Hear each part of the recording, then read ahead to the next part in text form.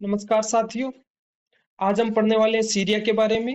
वहां के राष्ट्रपति बशर अल असद के देश छोड़कर भाग जाने के बाद वहां राजनीतिक अस्थिरता का माहौल बना हुआ है। सरकार गिर गई है और जो आतंकवादी गुट है, स्थानीय गुट है, उन्होंने सरकार पर कब्जा कर लिया है और वहां की इमारतों इनको गिरा रहे हैं, जबकि विदेशी देश जो दुश्मन ताकत हैं उन उसके क्षेत्र पर कब्जा कर रहे हैं। आइए देखते हैं इसमें अमेरिका, तुर्की, रसिया और इजराइल की क्या भूमिका है। इजराइल और ये देश उसकी सीमा पर घुस के उसके क्षेत्र पर कब्जा कर रहे हैं। अब देखते हैं साथियों इसके बारे में। सीरिया पर हमला करने से अमेरिका को क्या फायदा है, इसमें हम ये देखते हैं। 8 दिसंबर 2024 यानी रविवार को अमेरिका ने सीरिया में आईएसआईएस के 75 ठिकानों पर लगभग 140 बम गिराए। आईएसआईएस एक आतंकवादी संगठन है जो सीरिया और इराक के हिस्सों पर कब्जा कर चुका है। अमेरिका की सेंट्रल कमांड सेंटकॉम के अधिकारी ने कहा कि अमेरिकी राष्ट्रपति के आदेश पर हमने आईएसआईएस के नेताओं के एक बड़े जमावड़े को निशाना बनाया। अमेरिका की एयर एंड स्पेस फोर्सेस के मैगजीन के मुताबिक बशर अल असद के रूस जाने के बाद आईएसआईएस ने सीरिया में अपनी एक्टिविटी बढ़ा दी। अमेरिकी खुफिया एजेंसियों के पास विद्रोहियों और आईएसआईएस के गठबंधन की सूचना मिली थी। अमेरिका ने यह हमला सीरिया से आतंकवाद को खत्म करने के लिए किया है। विदेशी मामलों के जानकार और जेएनयू के प्रोफेसर राजन कुमार बताते हैं कि अमेरिका सीरिया के लिए जो पॉलिसी अपनाता है वह वेस्ट एशिया और पूरी दुनिया के लिए खतरनाक है। पहले अमेरिका अफगानिस्तान को सपोर्ट किया, बाद में वहां तालिबान और जिहादी फोर्सेस ने कब्जा कर लिया। ऐसा ही कुछ सीरिया में हो रहा है। अमेरिका ने बयान जारी कर कहा कि ये अवसर और खतरा दोनों ही हैं। असद की सत्ता खत्म होने को अमेरिका अवसर की तरह देखता है और विद्रोही गुटों के कब्जे को खतरे की तरह अमेरिका देख रहा है। हालांकि इससे अमेरिका को कोई बड़ा फायदा नहीं होगा। अब साथियों अगला प्रश्न सीरिया के मामले में ये बनता है कि इसमें रूस भी मैदान में है, असद को पनाह दी है, अपने यहाँ शरण दी है, तो इसके मायने क्या है, वो शरण क्यों दे रहा है, तो देखते हैं साथियों इसका जवाब। 9 दिसंबर को रूस ने अल असद को पनाह देने पर ऑफिशियल बयान जारी किया। क्रेमलिन के प्रवक्ता दिमित्री पेस्कोव ने कहा, रूसी राष्ट्रपति व्लादिमीर पुतिन ने सीरियाई राष्ट्रपति असद को शरण देने का फैसला किया है। हालांकि उन्होंने असद की लोकेशन नहीं बताई। मीडिया रिपोर्ट्स के मुताबिक असद और उनका परिवार 8 दिसंबर को ही रूस की राजधानी मास्को पहुंच गए थे। अब इसमें राजन जो जेएनयू के प्रोफेसर है वो आगे बताते हैं कि पॉलिटिकल और स्ट्रेटेजिकल नजरिए से रूस के लिए सीरिया काफी अहम है। सोवियत यूनियन के समय से सीरिया में रूस का मिलिट्री बेस है। 2015 में जब अल असद की कुर्सी पर खतरा मंडरा रहा था तब रूस ने सेना भेजकर असद को सपोर्ट किया था। अगर तब रूस ऐसा नहीं करता तो असद का शासन तब ही समाप्त हो जाता। मिडिल ईस्ट मामलों के जानकार और ऑब्जर्वर फाउंडेशन में फेलो कबीर तनेजा के मानते हैं कि असद को शरण देने से रूस को कोई फायदा नहीं है। वे कहते हैं असद या तो तेहरान जाते, ईरान की राजधानी तेहरान या फिर रूस। पुतिन ने भी इसे एक फर्ज अदायगी के तौर पर देखा है। दरअसल सीरिया मिडिल ईस्ट का इकलौता देश है जहां रूस का मिलिट्री बेस है।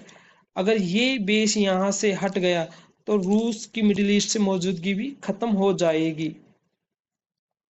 अब देखते हैं साथियों इसका जुड़ा हुआ अगला प्रश्न। सीज फायर तोड़कर 50 साल बाद इजरायली सेना सीरिया में क्यों घुसी है। ये इस क्वेश्चन का जवाब महत्वपूर्ण है क्योंकि 1974 और 1995 के एग्रीमेंट के बाद इजरायली सेनाएं कभी भी सीरिया की सीमा में नहीं घुसी, लेकिन अब इस राजनीतिक उथल पुथल का फायदा उठाने के लिए इजरायली सेनाएं सीरिया में क्यों जा रही हैं, तो इसका जवाब जानते हैं साथियों। असद के देश भागने के बाद इजराइल के लिए यह एक गोल्डन चांस जैसा साबित हो सकता है।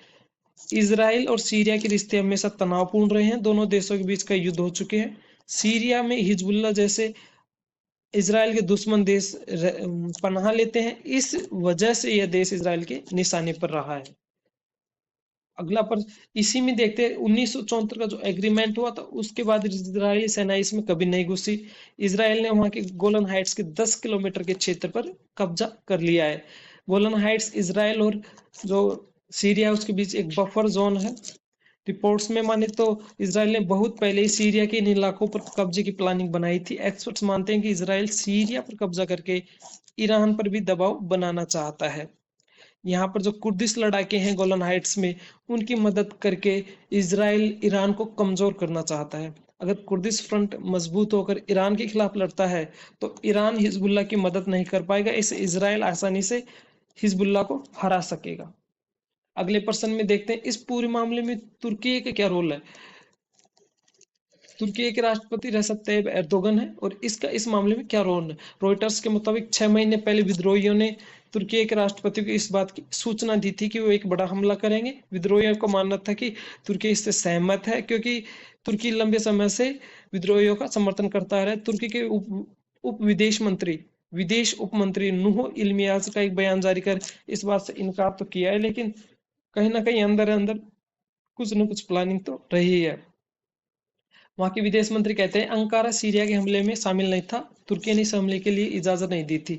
एसटीएस कमांडर अबू मोहम्मद अल जुलानी ने ही सीरिया में सरकार गिराने की प्लानिंग की थी।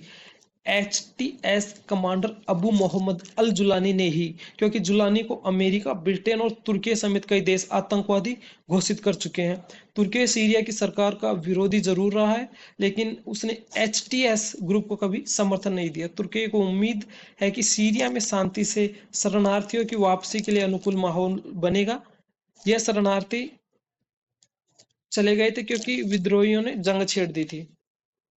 अब देखते हैं अगला प्रश्न, क्या इस उथल पुथल के कारण या अन्य देशों के दखल के कारण सीरिया का बंटवारा हो जाएगा। तो इसमें इस प्रश्न का जवाब राजन कुमार कहते हैं कि सीरिया का बंटवारा होना तय है। वे कहते हैं सीरिया में जैसे हालात बने हैं उनसे पता चलता है कि इसका बंटवारा होने वाला है। कुछ दिनों बाद अलावी रेबेल ग्रुप्स उभरेंगे और सीरिया के कोस्टल इलाकों में कब्जा करेंगे। इसराइल भी पीछे नहीं रहेगा, ऐसे में सीरिया एकजुट देश नहीं बचेगा। कबीर तनेजा मानते हैं कि पहले से ही सीरिया कई हिस्सों में बंटा हुआ है। कबीर कहते हैं सीरिया के बंटवारे में कोई नई बात नहीं है। तुर्की और इसराइल ने अपने फायदे को देखते हुए सीरिया के कुछ इलाकों पर कब्जा किया है। सीरिया के बड़े इलाके पर कब्जा करने वाले एसटीएस के मुखिया अबू मोहम्मद अल जुलानी हैं। अगर वे सत्ता में आते हैं तो और बदलाव देखने को मिल सकते हैं। अब अगला प्रश्न इसका है कि क्या इसी वजह से जो सीरिया में राजनीतिक उथल पुथल है उसकी वजह से तीसरे वर्ल्ड वॉर की शुरुआत हो सकती है। अब देखते हैं, कई देशों की मौजूदगी दिलचस्पी तीसरे वर्ल्ड वॉर की वजह बन सकती है, लेकिन यह अभी नहीं होगा। भले ही दुनिया के अलग अलग हिस्सों में जंग जारी हो और सीरिया में भी ऐसा माहौल हो, लेकिन तब तक भारत, चीन जैसे ग्लोबल साउथ देश इसमें शामिल नहीं होते, तब तक वर्ल्ड वॉर नहीं होगा। हालांकि अभी कई देशों का कोई ऐसा अलायंस नहीं बना है जो विश्व युद्ध को बढ़ावा दे। कबीर तनेजा भी यही मानते हैं कि अभी वर्ल्ड वॉर के होने के आसार नहीं है। पिछले 2 विश्व युद्ध को देखें तो दुनिया के कई देश अलग अलग मुद्दों पर 2 गुटों में बटे हुए थे। अभी ऐसा कुछ है नहीं, न तो कोई अलायंस और न ही किसी ऐसे मसले पर वैश्विक झड़प हो रही है, तो वर्ल्ड वॉर 3 होने की कोई चांसेस नहीं है। हमारी ये क्लास यहीं तक थी साथियों। ऐसे करंट अफेयर्स और ऐसे मुद्दों को जानने के लिए जुड़े रहिए हमारी इस क्लास से। जय हिंद साथियों, हम मिलते हैं अगले किसी इंफॉर्मेशन के वीडियो में।